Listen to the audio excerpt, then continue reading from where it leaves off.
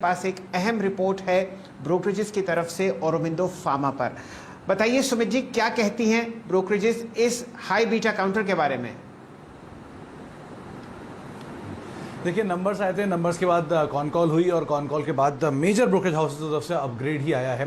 1140 का टारगेट है गोल्डमैन सैक्स की तरफ से, करीब बाय साइड पे उनकी रेटिंग है। इसके अलावा सीएलएसए ने भी करीब 1040 का टारगेट दिया है, आउट परफॉर्म की रेटिंग उनकी तरफ से भी है। और क्रेडिट स्विस भी करीब 1080 रुपये के आसपास टारगेट दे रहा है, आउट परफॉर्म की रेटिंग उनकी साइड से भी है। मेजरली सबको ये लगता है कि जो कंपनी की कॉम्प्लेक्स पाइपलाइन है वो बहुत स्ट्रांग है और गोइंग फॉरवर्ड वहाँ से भी अच्छे नंबर आते हुए दिखाई पड़ेंगे। हालांकि ईपीएस एस्टिमेट में करीब 1 से लेकर 2% का एक मार्जिनल सा कट जरूर किया गया है करीब FY23 की ईपीएस को लेकर, लेकिन फिर भी सबके लिए यही कहना है कि जो इंजेक्टेबल प्ले है वो बहुत स्ट्रांग है इस कंपनी के साथ। और साथ ही साथ कंपनी का जो क्वालिटी ऑफ फाइलिंग्स है और नंबर ऑफ फाइलिंग्स हैं गोइंग फॉरवर्ड वो बहुत स्ट्रांग होते हुए दिखाई पड़ रहे हैं। FY23-24 ऑनवर्ड्स जो फाइलिंग साइज है उसमें एक अच्छी इंप्रूवमेंट की उम्मीद लगाई जा रही है। और साथ ही साथ जो चाइना के सामने एक अच्छी अपॉर्चुनिटी आ रही है एपीआई मार्केट को लेकर भी, वो भी कंपनी के लिए एक बड़ा ट्रिगर बन सकता है। तो मेजरली सबने बाय रेटिंग दी है और कंसेंसस टारगेट भी करीब 1050 से 1100 की रेंज में आते हुए दिखाई पड़ रहे हैं।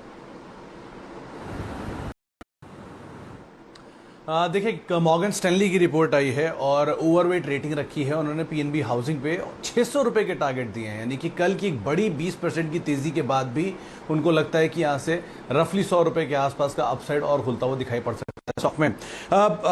मेजर कैपिटल इन्फ्यूजन की बातचीत है और लगता है सिचुएशन वाइज थोड़ा और बेटर बुक्स होते हुए दिखाई पड़ेंगे। और जो क्योंकि नया मैनेजमेंट फेरबदल और ड्राइविंग सीट पर कार्लाइल आ रहा है तो सिचुएशन एक फेरबदल के तौर पर देखेगी, स्टॉक की री रेटिंग के तौर पर होते हुए दिखाई पड़ सकती है। हाँ, एक बिजनेस टर्न अराउंड की बातचीत भी हो रही है यहाँ से आने वाले समय में। और साथ साथ उन्होंने ये भी कहा कि जिस तरह के फिक्स इनकम है, इक्विटी मार्केट्स हैं, उससे पीएनबी हाउसिंग वापस ट्रैक पे आता हुआ दिखाई पड़ सकता है। और क्रूशली ये स्टॉक अब यहाँ से सेक्टर को शायद आउट परफॉर्म करता हुआ दिखाई पड़े। एक मीडियम टर्म टारगेट उनको 600 रुपये दिखाई पड़ रहा है, लेकिन हाँ, इसके भी उन्होंने डिनाइल नहीं किया कि गोइंग फॉरवर्ड इस नंबर्स के आधार पर या सिचुएशंस के आधार पर इसकी री रेटिंग की पॉसिबिलिटी जरूर जताई जा रही है। तो अब 600 रुपये के टारगेट्स के लिए फिलहाल के लिए आप इसे देखें और ओवरवेट की रेटिंग मॉर्गन स्टैनली की तरफ से दी गई है।